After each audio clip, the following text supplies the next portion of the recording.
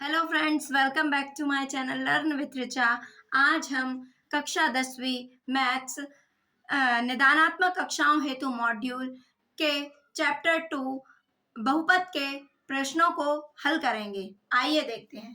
तो सबसे पहला प्रश्न है, सही विकल्प चुनिए। ठीक है ना। अब पहला प्रश्न है, यदि द्विघात बहुपद ax² plus bx plus c के शून्यक अल्फा और बीटा हो तो अल्फा इंटू बीटा का मान क्या होगा। तो आपको पता है ये शून्यक दिए हुए हैं अल्फा और बीटा, तो हमें शून्यकों का क्या निकालना है, गुणनफल। तो क्या होता है शून्यकों का गुणनफल, क्या है, सी अपॉन ए। क्या होता है, सी अपॉन ए। तो ये आपको याद होना चाहिए कि शून्यकों का गुणनफल बराबर सी अपॉन ए। ठीक है ना, राइट आंसर है ए। अब अगला प्रश्न है, यदि द्विघात बहुपद ax² प्लस bx के शून्यक अल्फा और बीटा है तो अल्फा प्लस बीटा का मान होगा। अल्फा प्लस बीटा यानी शून्यकों का योगफल। तो आपको पता होना चाहिए क्या होता है, देखिए माइनस बी अपॉन ए, ये होता है ना, माइनस बी अपॉन ए। तो इसका राइट आंसर होगा सी। रेखीय बहुपद ax प्लस बी का शून्यक होगा। देखो ये एक घात का बहुपद है ना, इसलिए इसको क्या बोल रहे हैं, रैखिक बहुपद। रैखिक बहुपद का मानक रूप है ये। इसका शून्यक निकालना है, शून्यक आने हमें x का मान निकालना है। ठीक है ना, तो आइए देखते हैं। तो ax प्लस बी बराबर क्या कर दो, 0। अब ये x प्लस का b है तो इस साइड आएगा तो माइनस बी, तो x बराबर माइनस बी अपॉन ए। तो इसका राइट आंसर क्या हो जाएगा, माइनस, इसका राइट आंसर हो जाएगा माइनस बी अपॉन ए। क्या हो जाएगा, माइनस बी अपॉन ए। चलिए अब अगला प्रश्न है, x² माइनस 3 के शून्यक होंगे, है ना। तो इसके हमें शून्यक निकालना है, तो चलिए सॉल्व करते हैं। x² माइनस 3 बराबर 0, सॉरी क्या निकालना है, शून्यक। तो अभी हम इसको तोड़ लेते हैं, x²। इस प्रश्नों को मैंने करवाया भी है ना। तो ये क्या होगा, ए स्क्वायर माइनस √3 का वर्ग हो गया, a² माइनस b²। तो a प्लस बी और a माइनस बी, ये हो गए। तो एक बार 0 करेंगे, x प्लस √3 बराबर 0, तो x बराबर माइनस √3 और x माइनस √3 बराबर 0, तो x बराबर प्लस √3। एक माइनस का एक प्लस का, तो आप दिया है तो आप प्लस माइनस √3 कर सकती हैं। ए एक्स का शून्य, x² माइनस 3 के शून्य क्या होंगे, प्लस माइनस √3 होंगे। अगला प्रश्न है, बहुपद x² प्लस 7x प्लस 10 के शून्य क्या होंगे। तो हम मान निकालते हैं। चलिए, प्लस 7x प्लस 10 दिया हुआ है ना, तो हमने क्या बताया था, x² का गुणांक और अचर पद का आपस में गुणा करते हैं, ये आप सीखे होंगे विधि, है ना। तो एक x² का गुणांक क्या है, 1, और अचर पद क्या है, c। मतलब गुणा करने पर कितना आना चाहिए, 10, और जोड़ने घटाने, जो x का गुणांक है वह जोड़ने घटाने में कितना आना चाहिए, 7। तो बताइए ऐसी संख्या क्या है। तो 5 दूनी 10 और 5 2 7, ये टूट गया। तो इसको लिख लो 5 धन 2, ऐसा लिख सकते हैं क्या 7 को, और ये हो गया। अब इनको गुणा कर लीजिए, अलग कीजिए, 5x धन 2x धन 10। चलिए जोड़े बना लिए हमने, एक इसका और इसका 2 हो गए, है ना। अब इन दोनों में कॉमन क्या है, x, तो x धन 5 धन 2 x धन 5, यही बचेगा ना। दोनों जगह कॉमन क्या है, x धन 5 कॉमन ले लिए, तो बचा क्या, x धन 2। तो हमें क्या निकालना है, शून्य। जब इसको बराबर 0 करोगे तो ये धन का है तो इस साइड आएगा ऋण का। अब x धन 2 बराबर 0 करोगे, ये धन का है तो क्या हो जाएगा, ऋण का। तो इसके शून्य क्या मिलेंगे, ऋण 5 ऋण 2। देखिए कौन सा, ऋण 5 ऋण 2 ये है ना, ऋण 2 ऋण 5। तो इसका राइट आंसर क्या होगा, बी। अब बहुपद x+1 है ना, और x² माइनस x+1 के लिए घात होगी, तो हमें घात देखना है कि अधिकतम घात जो होगी वही होगा आंसर। तो हम सॉल्व करते हैं, x+1, ठीक है, x square minus x plus 1। इस एक्स का पहले इस पूरे में गुणा कर दो, x square minus x plus 1, और इस एक का गुणा फिर इसमें कर दीजिए, x square minus x plus 1। चलिए गुणा करते हैं, एक्स स्क्वायर और एक्स मिलेंगे तो एक्स की घात 3, जब आधार समान है तो गुणा में घातें क्या हो जाती हैं, जुड़ जाती हैं। अब यहाँ क्या हो जाएगा, माइनस एक्स स्क्वायर, यहाँ एक्स है तो एक्स, यहाँ x square minus x plus 1, एक का गुणा होगा तो वही आ जाएगा। चलिए अब क्या कुछ कैंसिल हो रहा है, ये प्लस का है और ये माइनस का है, ये प्लस का, तो ये कैंसिल हो जाएंगे, ये प्लस का है और ये माइनस का, ये भी हो जाएगा। बचा क्या, x cube plus 1।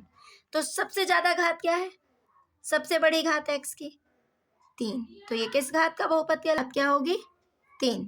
Right answer है बी। यदि द्विघात बहुपद के शून्यक ऋण 3 व 4 है ना, मान क्या दिए हुए हैं, ऋण 3 और 4, तो द्विघात बहुपद होगा, है ना। तो इसके लिए आइए देखते हैं, प्रश्न ये है कि द्विघात बहुपद के शून्यक ऋण 3 व 4 है, तो शून्यक हम एक को मान लेते हैं अल्फा बराबर ऋण 3 हो गया, और बीटा मान लिए 4 हो गया।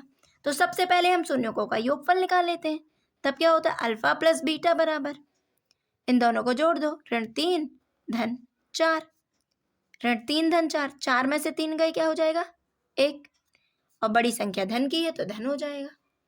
अब देखो अल्फा इंटू बीटा, शून्यकों का गुणनफल निकाल लेते हैं, क्या होगा, ऋण 3 गुणित 4, तो 4 तिया 12, ऋण 12, तो अल्फा इंटू बीटा बराबर ऋण 12, ठीक है ना। तो एक सूत्र होता है कि एक्स स्क्वायर द्विघात बहुपद निकालने के लिए एक्स स्क्वायर माइनस शून्यकों का योगफल, शून्यकों का योगफल ये है, इंटू एक्स प्लस शून्यकों का गुणनफल, ठीक है ना।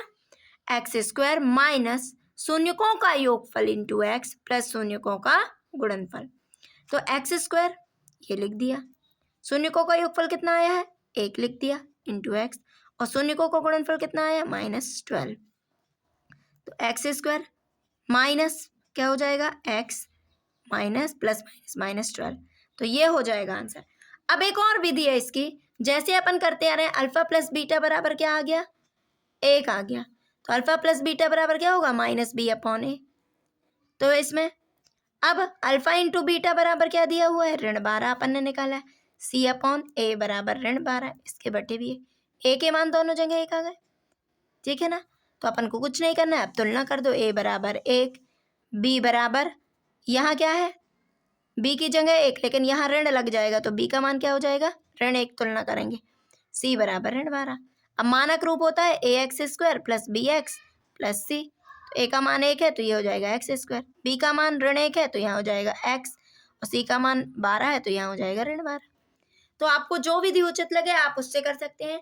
तो इसका राइट आंसर होगा, इसका right x square minus x minus 12, ए वाला।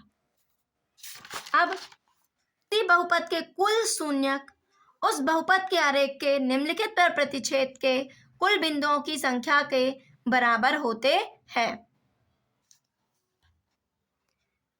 किसी बहुपद के कुल शून्यक उस बहुपद के आरेख के निम्नलिखित पर प्रतिच्छेदन के कुल बिंदुओं की संख्या के बराबर होते हैं। मतलब हमने अभी इस टाइप के प्रश्न किए, हमारा बहुपद पूरा किस में था, एक्स में था, है ना। अर्थात हम कहाँ पर देखते हैं कि एक्स अक्ष पर वो कितने बिंदुओं पर प्रतिच्छेद किया, है ना। तो जितने बिंदुओं पर प्रतिच्छेद करेगा वह उसके क्या हो जाएंगे, शून्यक हो जाएंगे। तो राइट आंसर होगा ए, एक्स अक्ष पर, ठीक है ना। अब बहुपद 6x square plus 13x plus 7 की घात होगी, तो अधिकतम घात कितनी है, 2, है ना। x की अधिकतम घात कितनी है, 2, तो आंसर हो जाएगा 2। X square plus 10x plus 24 के शून्यकों का गुणनफल होगा, तो शून्यकों का गुणनफल, तो सबसे पहले हम क्या करेंगे, ax square plus bx plus c से तुलना करेंगे, तो क्या हो जाएगा, a का मान हो जाएगा 1, b का मान क्या हो जाएगा 10, और c का मान क्या हो जाएगा 24। गुणनफल निकालना है, अल्फा इंटू बीटा बराबर क्या होता है, c/a, तो c का मान क्या है 24, a का मान क्या है 1, तो हमारा आंसर क्या, सी बराबर 24। ठीक है, अब अगला प्रश्न है x square minus 4x plus 1 के शून्यकों का योग।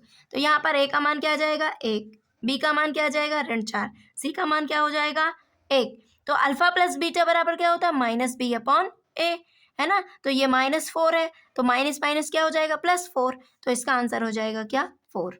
ठीक है ना, ये बताने की जरूरत नहीं है। अब निम्नलिखित में से कौन सा बहुपद नहीं है, तो हमें ये देखना कि कौन सा बहुपद नहीं है।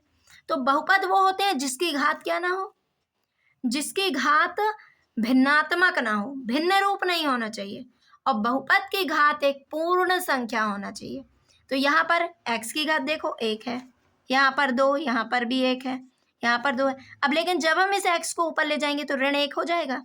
क्या ऋण 1 एक पूर्ण संख्या है? नहीं है।